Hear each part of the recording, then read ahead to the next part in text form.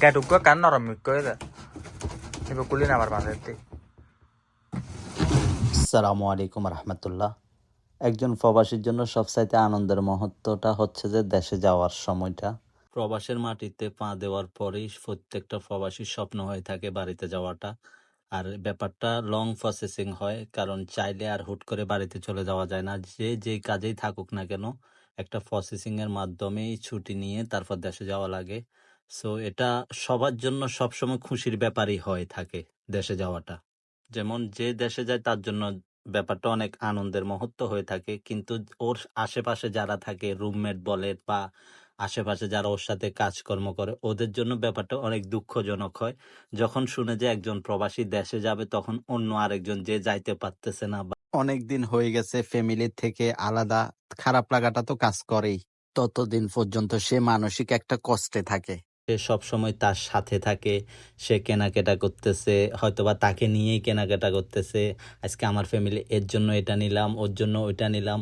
যত দিন যায় বা যতটুকু ওর সাথে থাকে বা ও যতদিন পর্যন্ত দেশে না যায়, মনের মধ্যে বারবার এই জিনিসটা আসে যে কবে আমি যাব, কবে আমার সময়টা হবে।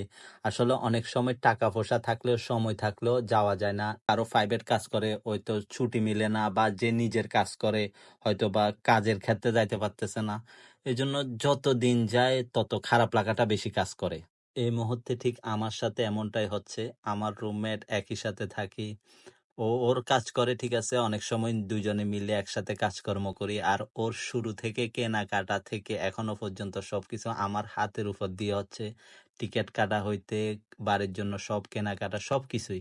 সো আমার কাছে এই খারাপ লাগাটা একটু বেশি কাজ করতেছে। আর ও সবসময় যখন আমার রুমেই আছে, আমার সাথেই থাকে, আমরা দুইজনেই থাকি রুমে, ও বাড়িতে কথাবার্তা বলা বা বিভিন্ন প্ল্যান করা সবকিছু আমি শুনতেছি, দেখতেছি। সো আমার মধ্যে খারাপ লাগাটা আরো বেশি কাজ করতেছে। আমি বাড়ি থেকে আসছি ৮-৯ মাস হয়ে গেছে। আলহামদুলিল্লাহ, আল্লাহ আমাকে একটা কন্যা সন্তান দান করছে।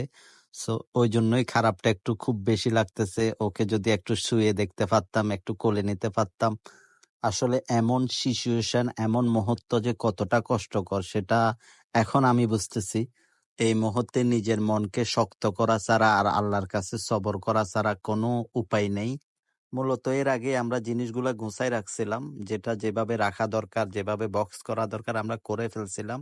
কিন্তু আমরা রেফিং করি নাই, নাম লিখি নাই, কেননা হয়তোবা অন্য কোনো জিনিস রাখা লাগবে। আর ১ সপ্তাহ আগেই আমরা ওইটা গোছায় ফেলছিলাম। এখন ও যাবে ২ দিন পরে। তো আজকে চিন্তা করলাম যাওয়ার আগেই যাতে সবগুলা গোছায় রাখা যায়, তাড়াহুড়া যাতে না হয় যাওয়ার দিন।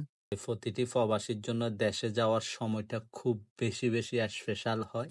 সেটা আসলে ভাষায় প্রকাশ করার মতো না। যারা প্রবাসে আছে শুধুমাত্র শুধুমাত্র তারাই বুঝবে, এছাড়া এই বিষয়টা আসলেই কেউ বুঝবে না।